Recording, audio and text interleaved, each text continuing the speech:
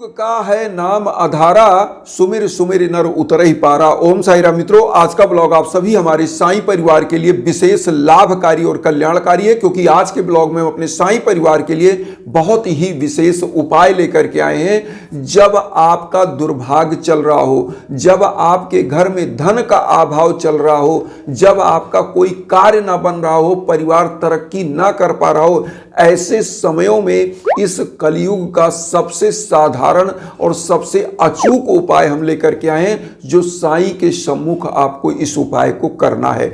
बहुत सारे ऐसे साईं परिवार हैं जो कहते हैं कि गुरुजी हम पूरी मेहनत कर रहे हैं, पूरा एफर्ट कर रहे हैं, लेकिन हमको सफलताएं नहीं मिल पा रही हैं, घर का दुर्भाग्य चल रहा है, किस्मत जो है खराब चल रहा है और परिवार बाधाओं से ही घिरा हुआ है। होता क्या है कि घर परिवार में दिक्कतें क्या होती है, जब आपका दुर्भाग्य चलता है तो आई हुई चीजें भी चली जाती हैं, क्योंकि कहावत है कि जब आपका सौभाग्य चलता है तो आप थोड़ा सा एफर्ट करते हो, 1000 कदम आगे बढ़ते हो, लेकिन जब आपका दुर्भाग्य चलता है तो आप 1000 कदम आगे चलते हो तो भी आप जीरो पे आ जाते हो। ये है दुर्भाग्य।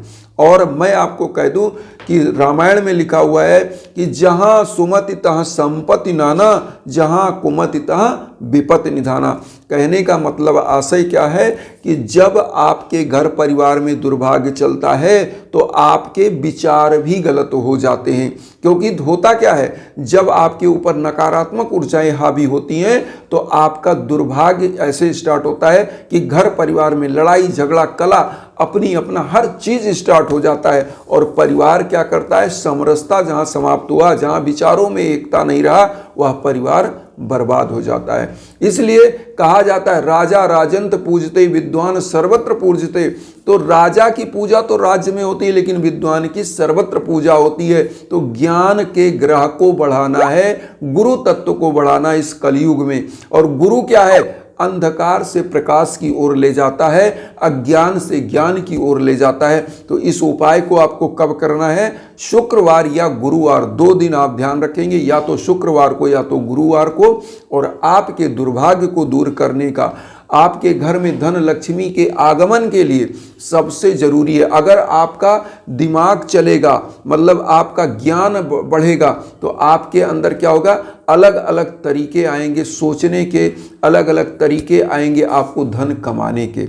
लेकिन जब आपका दिमाग ही दूषित हो जाएगा, आपका ज्ञान ही दूषित होगा, तो आपका आया हुआ धन भी क्षय हो जाता है। इसीलिए कहा जाता है कि पहले दुर्भाग्य को, बाधाओं को दूर करना चाहिए और धन लक्ष्मी खुद आती हैं। धन लक्ष्मी कहाँ पर आती हैं, क्योंकि जहाँ पर सुमति होती है, जहाँ घर में शांति होती है, एकता होता है, जहाँ पर लोगों का विचार स्वच्छ और साफ होता है, वहाँ पर धन की देवी लक्ष्मी सदैव आती रहती है। तो करना क्या है, आपको एक चीज लेना है। सबसे पहले नारियल, मैं नारियल का बहुत सारा उपाय बताऊं। नारियल ले लीजिए, नारियल ले लिया, उसके बाद एक घी का दीप लेना है। देखिए गुरुवार का जो दिन होता है, गुरु का दिन है, जिसको थर्सडे आप बोलते हैं, और फ्राइडे जो होता है लक्ष्मी का दिन, इस दिन घी का दीप प्रज्वलित करना चाहिए माँ लक्ष्मी के सम्मुख और गुरु के सम्मुख।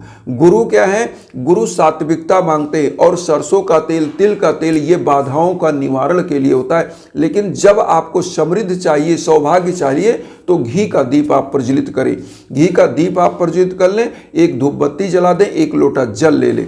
सबसे पहले तो आपको नहा धोकर स्वच्छता के साथ अपने आप को पवित्र होना है। उसके बाद यह उपाय में एक घी का दीप, एक जो है धूप बत्ती, एक लोटा जल, एक नारियल। नारियल में क्या करना है, पीला चंदन लीजिएगा, चाहे हल्दी ही ले लीजिएगा पीला।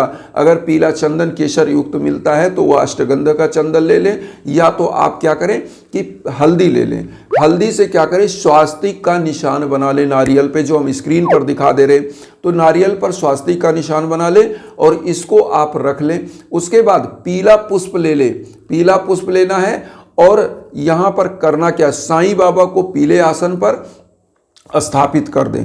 और उसके बाद यहाँ पर आपको करना क्या है, सबसे पहले आप भी आसन पर बैठ जाएं। देखिए, मैं कई बार बता चुका हूँ आसन पर बैठने के लिए क्यों बताया जाता है। बहुत सारे लोग कहते हैं गुरुजी हम खड़े होकर पूजा करते हैं तो करना चाहिए कि नहीं। देखिए, अगर आपके घर में मंदिर टंगी हुई है तो आप खड़े होकर करें, लेकिन फिर भी पैर के नीचे आसन होनी चाहिए, क्योंकि जब आपके अंदर ऊर्जा क्रिएट होती है, आपके अंदर ऊर्जा आती है, तो क्या होता है, जब पृथ्वीकरण हो जाता है, ऊर्जा क्या होती है, आपके अंदर आवेश आया, जो पूजन आपने किया वो क्या होता है, नीचे चला जाता है पृथ्वी में।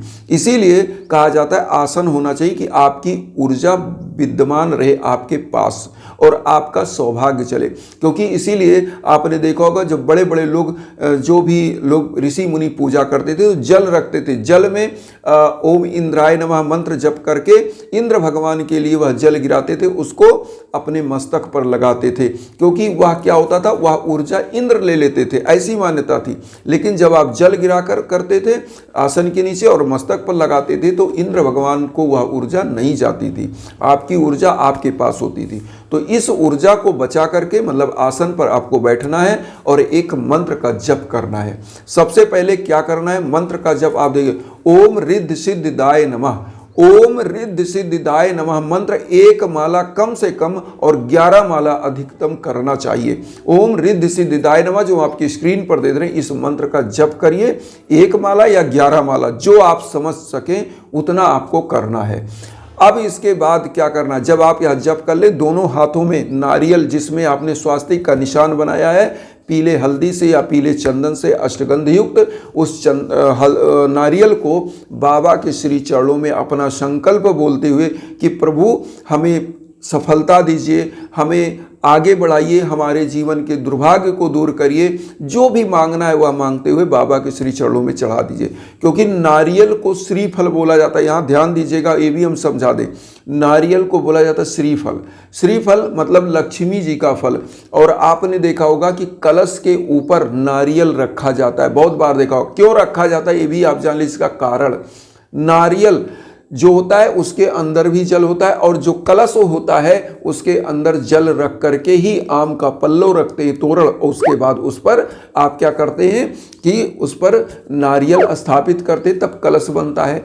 अब उसमें जौ वगैरह लगा करके सजाया जाता है, जो जौ होता है जिसको यो बोलते हैं, ये तो ये लगाया क्यों जाता है और क्यों रखा जाता है, इसका कारण वरुण देवता जो है जल के स्वामी हैं, तो वरुण देवता का निवास माना जाता है कलश में, और कलश के ऊपर लक्ष्मी, तो जल है और जल के ऊपर लक्ष्मी, नारियल का स्वरूप। तो ये इसलिए क्योंकि हम लोग कैसे ध्यान करते हैं लक्ष्मी जी का, क्षीर सागर में शेषनाग की सैया पर विराजमान भगवान विष्णु के चरण कमल में विराजमान माँ लक्ष्मी। तो माँ लक्ष्मी कहाँ है, क्षीर सागर में विराजमान भगवान विष्णु हैं, जो सागर में विराजमान है, क्षीर सागर, और उसमें कहाँ विराजमान है, उनके चरण कमल में। तो इसीलिए लक्ष्मी हमेशा सदैव भगवान विष्णु के चरण कमल में। तो यहाँ पर आप क्या कर रहे हैं, गुरु का आराधना कर रहे हैं। साईं कौन है, गुरु है। हम साईं को गुरु तत्व के रूप में पूछते हैं, और कलयुग में जब गुरु का तत्व बढ़ेगा, ज्ञान का तत्व बढ़ेगा, तो जीवन में शांति आएगी, सुख आएगा, और निरंतर रूप से आप प्रगति करेंगे। तो यहाँ पर यह करना है। और लक्ष्मी जी के लिए यहाँ पर एक चीज, समृद्धि का पूजा कर रहे हैं, लक्ष्मी जी का पूजा कर रहे हैं, तो लक्ष्मी जी के लिए एक मंत्र 11 बार ही जप लीजिएगा तो ज़्यादा है। ओम महालक्ष्मी नमः, ओम महालक्ष्मी नमः मंत्र का जप करिएगा। और उसके बाद इस नारियल को आप कहेंगे हम क्या करेंगे।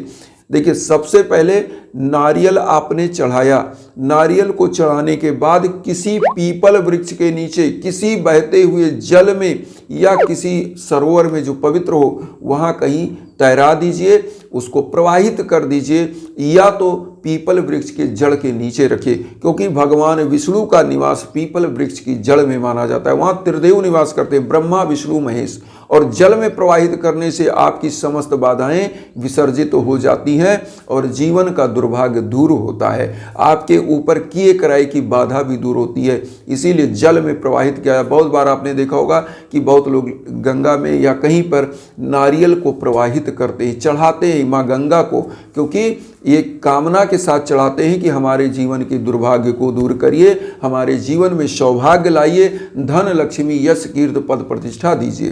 तो आज मैं एक बहुत ही खुशखबरी सुनाना चाहता हूँ। हमारे एक बहुत ही अच्छे परिवार जो रहने वाले हैं छत्तीसगढ़ के, और आज उन्हीं का एक न्यूज़ और मिला जिनके लिए हमने यज्ञ याजन हवन किया था, और उन्होंने बताया कि उनका बेटा बहुत ही अच्छे एक मल्टीनेशनल कंपनी में सफल हुआ है।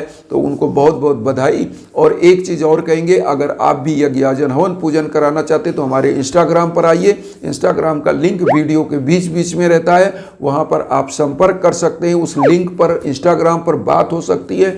आप अगर चाहते हैं कि आपके नाम से यज्ञ याजन हवन हो, विश्व के कोने कोने में आप कहीं होते हैं, तो ऐसी मान्यता है यज्ञ याजन हवन की ऊर्जा आप तक पहुँचती है जब आपके नाम गोत्र पर संकल्प हो करके यह पूजा स्टार्ट होती है। तो इन्हीं भावनाओं के साथ एक चीज़ और कहेंगे कि वसुधैव कुटुंबकम की भावना जो हम लेकर चल रहे हैं, उसमें आप सभी लोग चैनल को सब्सक्राइब करके मुझे आशीर्वाद दीजिए। उन साईं भक्तों तक वीडियो को जरूर शेयर करिए जो किन्हीं कारणों से कष्ट में, दुख में, इसी भावना के साथ। ओम साईं।